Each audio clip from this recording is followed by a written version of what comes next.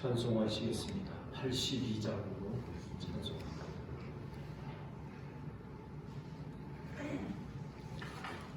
82장 찬송입니다. 성부의 어린 양이 죄 지고 가시니 내 몸에 당할 형벌 다 대신하셨네. 내 죄가 조악하나 그 피로 씻으며 눈같이 희게 되어 티 하나 없으리. 내 죄를 회개할 때 용서해 주시고 병든 몸 고쳐주사 새 생명 주시네. 내 속에 쌓인 근심 한없이 그것만 주 친히 벗겨주사 위로해 주시네. 내 주를 의지하니 내 마음이 편하고 주 나를 붙드시니 내 앞길 환하다. 임마누엘 주 예수 끝없는 그 사랑 그 향기 바람 타고 온 땅에 퍼지네. 주의 소본을 받아 온유한 마음과 겸손한 마음으로 섬기며 살리라. 나 주의 뒤를 따라 저 천국 이르러 천사의 노래 따라 주 찬송하리라.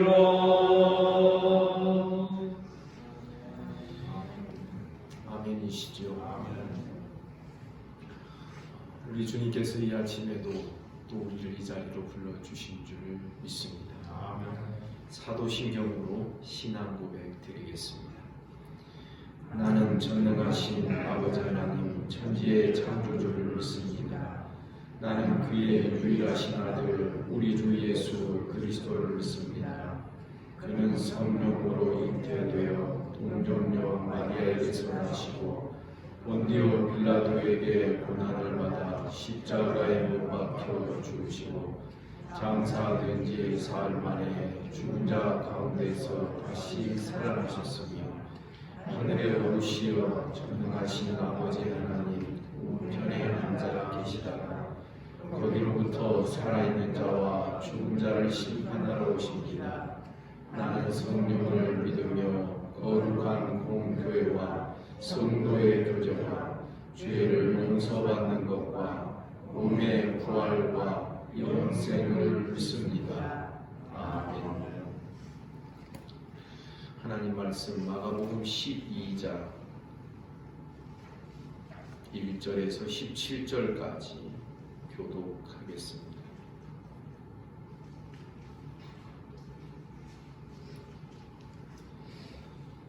12장 1절입니다. 예수께서 비유로 그들에게 말씀하시되 한 사람이 포도원을 만들어 산 울타리로 두르고 즉자하는 틀을 만들고 망대를 지어서 농부들에게 새로 주고 타국에 갔더니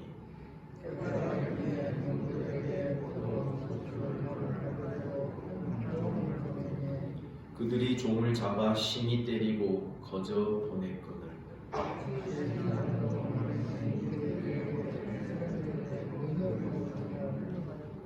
또 다른 종을 보내니 그들이 그를 죽이고 또 그 외에 많은 종들도 더러는 때리고 더러는 죽인지라.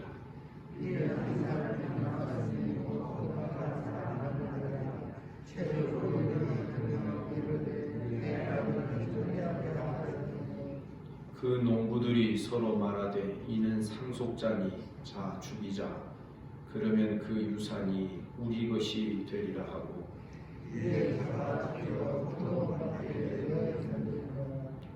포도원 주인이 어떻게 하겠느냐 와서 그 농부들을 진멸하고 포도원을 다른 사람들에게 주리라.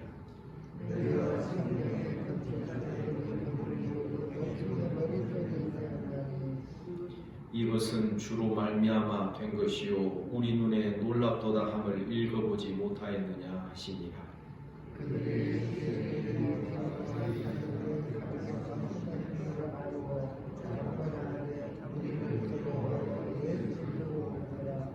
그들이 예수의 말씀을 채잡으려 하여 바리새인과 헤롯 땅 중에서 사람을 보내매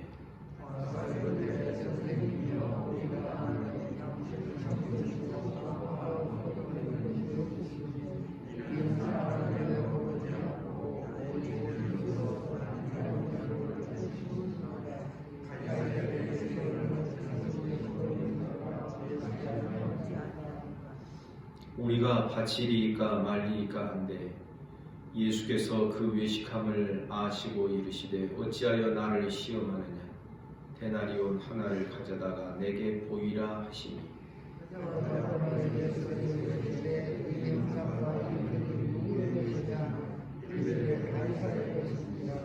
다같이 이에 예수께서 이르시되 가이사의 것은 가이사에게 하나님의 것은 하나님께 바치라 하시니 그들이 예수께 대하여 매우 놀랍게 여기다. 아멘. 어제 본문에서 대제사장의 무리들이 예수께 와서 이렇게 질문을 합니다. 무슨 권위로 이런 일을 하느냐? 성전을 정결케 하고 또 돈 바꾸는 자들 상을 높이시고 짐승 파는 자들 그들의 짐승을 쫓아내시고 강도의 구렬로 성전을 만들어버린 저들의 행위를 주께서 꾸짖으시고 성전을 정결하게 하셨습니다. 그러자 대제사장의 무리들이 이렇게 물었던 것입니다. 당신이 무슨 권위로 일을 하느냐?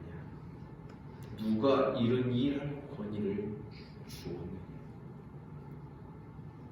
주님은 그들에게 세례요한의 세례가 하늘로부터냐 하나님으로부터냐 아니면 사람으로부터냐 여기부터 너희가 답변을 해보라.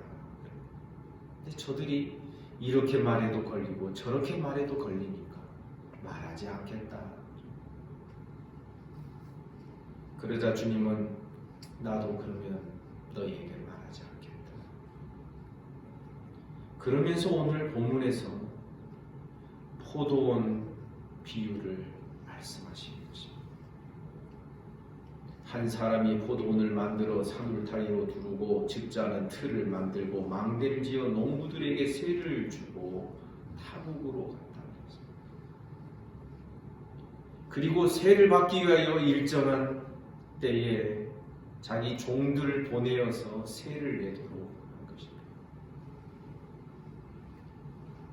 그런데 농부들이 그 종을 잡아서 심히 때리고 그 다음에 또 보내니까 또 능욕하기도 하고 보내니까 나중에는 죽이기도 하고 이는 구약시대를 주님께서 한 비유로 간단히 요약하시는 그런 내용이라고 보여집니다. 포도원은 하나님의 나라를 상징합니다. 그 하나님의 나라를 이스라엘에게 맡겨주셨어요. 그런데 그들이 하나님께서 그들을 약속의 땅에 심으시고 그 나라를 맡기신 적과 꿀이 흐르는 땅을 맡기신 그 이유와 그 뜻을 모르고 자기 마음대로 살고 그리하여 결국은 선지자들을 보내는 족족 다 능욕하고 때리고 죽이고 이렇게 하였던 것입니다. 그래서 결국에는 6절에 보니 이제 한 사람이 남았는데 곧 그가 사랑하는 아들이라. 최후로 이를 보내며 이르시되 내 아들은 존대하리라 하였지만 7절에서 그 농부들이 서로 말합니다. 이는 상속자니 자 죽이자. 그러면 그 모든 것이 우리 것이 됩니다. 그리고 그 아들을 잡아 죽여 포도원 밖에 내던졌습니다. 그러면 주인이 결국 어떻게 하겠느냐? 이 포도원 농부들을 와서 다 진멸하고 이 포도원을 다른 사람에게 이방인들에게 이 포도원을 주지 아니하시겠느냐. 사랑하는 성도 여러분, 결국 성전을 정결케 하시는 그 권위와 권세가 어디에서 왔다라고 주님은 말씀하고 있냐면 하나님께로부터. 여러분 믿습니까? 사실 성전의 주인은 하나님이시고 이 성전의 주인은 예수 그리스도이신 것입니다. 그런데 어제 본문을 가만히 생각을 해보면 주인이 뒤밖에 있는 형국을 우리가 볼 수 있지 않습니까? 사람들이 주인 노릇합니다. 사람들이 돈 바꾸기도 하고 팔기도 하고 그것 가지고 또 허가를 내주면서 제사장의 무리들이 또 이득을 얻고 사람들이 자기 주인 노릇하고 자기가 주인 행세를 하는 거죠. 여러분 이 세상에서 가장 꼴사나운 게 뭐라 그랬습니까? 종이 주인 노릇하는 것입니다. 여러분 우리는 종들이 되기를 주님의 이름으로 축복합니다. 종은 판단권이 없습니다. 주인의 판단이 내 판단이 되고 소유가 없습니다. 주인의 소유가 내 소유로 여겨집니다. 내 소유 모두는 다 주인의 것입니다. 우리는 오늘 비유의 말씀을 통하여 주님께서 저들의 질문에 대한 대답을 하고 계시다는 것을 보게 됩니다. 내가 무슨 권세로 이렇게 한 줄 아느냐? 내 아버지의 권세다. 아멘입니까? 아멘.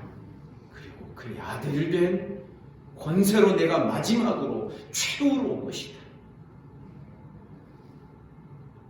그래서 이 아들을 보내셨을 때에 믿지 아니한 자는 영원히 멸망할 것이요.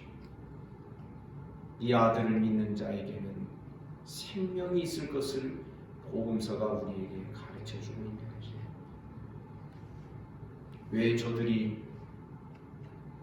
왜 이스라엘 백성들이 아들을 죽이게 될 것입니다. 그것은 자기 나라를, 자기 소유의 나라를 이루고자 했기 때문에 그렇습니다. 7절에 보니 농부들이 서로 말합니다. 이는 상속자니 다 자 죽이자. 그러면 그 유산이 누구 것이 된다? 우리 것이다. 자기 나라, 우리 나라, 사람 나라, 인간 왕국을 세우려고 하는 자들에게는 여러분 기억하십시오. 예수님이 거추장스럽습니다. 예, 불편합니다. 예수가 불편합니다. 지금 대제사장의 무리들이 예수님을 굉장히 불편해하고 껄끄러워하지 않습니까? 왜? 이들이 이루고자 하는 나라는 우리 나라지, 인간 나라지, 자기 나라지, 사람이 중심되는 나라지. 입술로는 하나님을 부른다 하지만 마음은 하나님께로부터 멀고 하나님 중심의 나라가 아니라 인간 왕국을 세우려고 하니 여러분, 복음이 불편한 것이 되고 예수님이 거추장스러운 존재가 될 수밖에 없는 것입니다. 그래서 어떡합니까? 자기 나라, 자기 왕국, 인간 왕국을 세우려고 하는 자는 예수님을 버리게 되어 있습니다. 그런데 어떻게 된다? 10절에 보니 건축자들이 버린 돌이 모퉁이의 머릿돌이 되어. 쉽게 말하면 언젠가 제가 예로 들어서 말씀드렸습니다. 여러분, 이렇게 벽돌로 콘크리트로 집을 짓는데 무슨 볏집과 볏단이 필요하겠습니까? 어떤 집을 지으려느냐에 따라서 그 재료와 용도가 달리 사용될 것입니다. 여러분, 자기 나라, 인간 왕국을 세우려고 하는 자에게는 복음이 계속 불편하고 복음이 나중에는 거추장스럽게 돼요. 예수님이 계속해서 자기 주인 노릇하는 것이 나중에는 기분 나쁘고 싫어하게 되는 그런 지경에 이를 수밖에 없을 것입니다. 그래서 이런 사람들은, 이런 건축자들은 예수 그리스도를 버릴 수밖에 없습니다. 그런데 그 버려진 예수 그리스도가 하나님의 나라에 요긴한 기둥이 되고 기초석이 되고 모퉁이 돌이 되었다는 것입니다. 이것이 11절에 보니 주로 말미암아 된 것이 우리 눈에 놀랍도다 함을 읽어보지 못해요. 시편의 말씀을 인용하면서 결국 인자는 하나님의 나라는 하나님의 말씀대로 진행될 것을 우리에게 보여주시는 것입니다. 성도 여러분, 주님이 우리들의 삶에 걸림돌이 되지 않으시기를 주님 이름으로 축복합니다.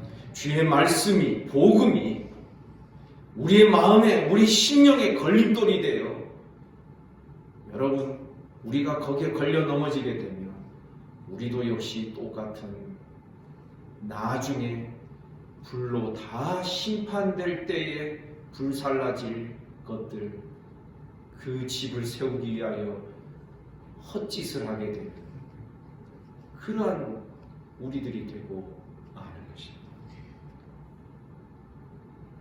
고린도전서에서 바울 사도는 말합니다. 이 세상에 있는 모든 것이 다 마지막에 불을 한번 통과할 것입니다. 그런데 그 불에 다 살라지고 없어질 것, 그런 재료를 가지고서 우리가 이 땅에서 집을 짓습니다. 여러분 기억하셔야 됩니다. 우리 모두는 다 집을 짓는 자입니다. 이런 집이 아니라 우리 내면의 집, 나의 이 속의 성전을 지어갑니다. 여러분 불살라지고 불에 다 없어질 재료를 가지고 짓게 되면 마지막에 불을 통과할 때 다 불살라지. 그러나 불을 지나도 넉넉히 이길 수 있는 참된 믿음으로 영적으로 잘 지어진 자는 여러분 그 불을 지나갈 수 있다. 통과되어 여기서의 공력이, 여기서의 그 수고가 저기까지도 갈 수 있다는 것을 우리에게 보여주고 있는 것입니다. 우리는 어떻게 살고 있습니까? 성도 여러분, 하루 종일 어떤 생각들을 많이 하고 사십니까? 결국 불살라 없어질 생각 가지고 하루하루를 살아가게 되면 우리 인생은 세월을 헛되게 보내는 것이 아니고 무엇이겠습니까? 이 비유를 듣고 사람들이 깨닫게 됩니다. 이 비유가 자기들을 가리켜 말씀하신 줄 알고 잡고자 내 무리를 두려워하여 예수를 두고. 어떤 때는 설교가 나들으라고 한 말이지,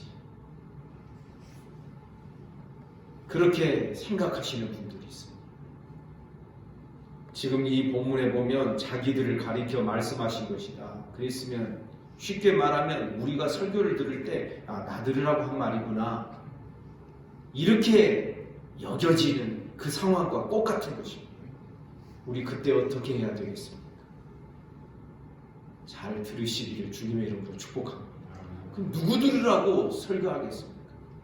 여기 의자들 들으라고 하겠습니까? 벽돌 들으라고 하겠습니까? 성도들 들으라고 설교하는 것이 맞는 것이죠. 근데 유독 마귀의 시험에 빠져 있는 자는 자기 한 사람만을 겨냥해서 한 것처럼, 여러분, 예나 지금이나 인간의 부패성은 똑같이 작동되고 있다는 것을 말씀을 통하여 우리가 깨닫게 되는 것입니다. 자기들을 가리켜 말씀하셨을 때 그 말씀 붙들고 또 묵상을 하며 자기를 살피며 회개하는 자리까지 갈 수 있는 저와 여러분 우리 모두가 되기를 주님의 이름으로 축복합니다. 말씀을 기분 나빠하고 있습니다. 지금 이 사람들 말씀을 듣기 싫어하고 있습니다. 이래서는 소망이 없는 것이죠. 13절부터 17절에서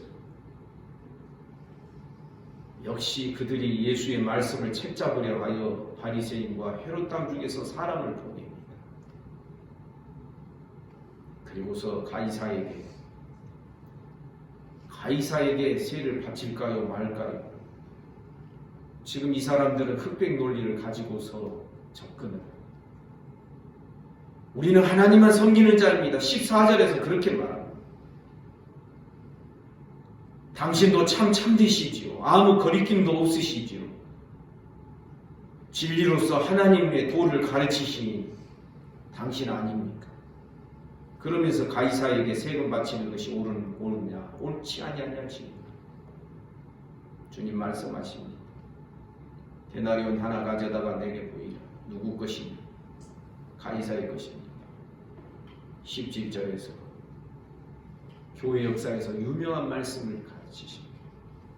가이사의 것은 가이사에게, 하나님의 것은 하나님께 받지. 가이사의 것이 따로 있다라는 뜻은 아닙니다. 하나님의 것과 가이사의 것이 수평을 이루고 평행을 이루고 있다, 그런 뜻도 아닙니다. 우리는 성경의 다른 말씀을 통하여 볼 때 모든 것이 다 하나님의 것인 줄 믿습니다. 그 하나님의 것을 가지고 정부에 세금을 내고 이러는 것, 로마서에서는 분명히 그것을 하나님의 백성이기 때문에 세금을 내고 높이 있는 자들이 그 권세에 순종하고 굴복하라고 그렇게 말씀하고 있는 것입니다. 사랑하는 성도 여러분, 유대인들은 하나님의 나라가 이 땅에 그대로 순식간에 임할 것을 기대하고 있었습니다. 하나님의 나라의 통치가 다른 나라와 같은 수평적인 그 관계로서, 그리고서 그 하나님의 나라가 로마까지 제압하게 될 것이라고 생각을 했어요. 그러나 그렇지 않습니다. 하나님의 나라는 보이는 것처럼 보이는 방식으로 임하는 것도 아니고, 이 세상 나라와는 다른 이 우주적인 하나님의 나라, 전체적인 나라를 이룬다는 것을 우리가 기억해야 되는 것입니다. 세금 내는 것 아까워하지 마시고, 우리 교회도 여러 세금들이 나옵니다. 지난 주간에도 보니까 저 간판 세도 나오고 자동차세 다른 분도 다 냅니다만, 그러한 것을 우리는 하나도 걸을 수가 없는 것이지. 우리 개개인도 역시 마찬가지. 물론 우리가 지혜를 가지고 절세의 방법을 찾는 것도 중요하겠지만 그것이 전혀 틀렸다라고 말할 수는 없겠습니다. 일부러 세금을 회피하기 위해서 다른 방법을 사용해서도 안 되는 것입니다. 모든 것이 다 하나님 것인 줄 믿습니다. 그 하나님 것 가지고 우리가 살아가고 있는 이 나라 이 땅을 위하여 세금을 내고 하는 것, 우리는 전혀 그것은 신앙에 충돌되는 것이 아닌 것입니다. 오히려 성경이 우리에게 이것을 가르치고 있는 것입니다. 많은 논쟁 속에서도 우리 주님은 중심을 잃지 않고 주의 말씀을 그대로 가르치십니다. 오늘도 우리는 주의 말씀을 따라 우리를 위하여 앞서 고난당하시고 죽임당하신 우리 주님을 바라보며 주의 말씀 쫓아서 살아가는 우리 모두가 되기를 주님의 이름으로 축복합니다. 기도하겠습니다. 하나님 아버지, 우리 모두 집을 짓는 자들인 줄 믿습니다. 참으로 하나님의 나라의 집, 하나님이 거하시는 성소를 지어가는 우리 모두가 되게 하여 주옵소서. 그럴 때에 우리 주님이 얼마나 요긴한 모퉁이 돌이 되고 주님이 없이는 이것이 이루어질 수 없고 주님이 없이는 우리는 살아갈 수 없고 주님이 아니고서는 우리는 소망도 없는 자들임을 고백합니다. 주님을 소중히 여기고 주님 중심으로 주님만을 붙들며 나아가는 우리의 신앙이 되게 하옵소서. 주의 말씀 따라서 순종함으로 나아가는 우리들의 이 땅에서의 삶이 되기를 간절히 원합니다. 오늘도 귀하고 복된 주일을 허락하시오니 감사합니다. 오늘도 사랑하는 성도들이 가정에서 아버지 하나님 또 혹은 모여서 예배를 드릴 것인데 성령으로 역사하여 주옵소서. 모이는 곳마다 하나님께서 은혜와 복을 내려 주시기를 간절히 바라옵고 원하옵나이다. 주님이 아침에 몸이 아픈 우리 성도들 하나님께서 붙들어 주시고 하나님 은혜를 베풀어 주시기를 원합니다. 예수 이름으로 명하노니 깨끗함을 받을지어다. 오늘도 나라와 민족을 지켜주시고 한국교회를 불쌍히 여겨주시고 전국 방방곡곡에서 가정에서 또 그룹으로 모여서 예배하는 모든 그러한 예배의 처소마다 하나님께서 성령으로 충만하게 하여 주시옵소서. 우리 주변의 나라들을 하나님께서 불쌍히 여기시고 주님 이 지구상에 사는 모든 인생들을 긍휼히 여겨 주시기를 원합니다. 오늘 하루의 모든 삶을 우리 주님께 의탁합니다. 예수님 이름으로 기도하옵나이다. 아멘. 사랑하는 성도 여러분, 오늘 하루도 주 안에서 평안하시고 복되시고 주님의 이름으로 축복합니다. 말씀 묵상하고 기도하시겠습니다.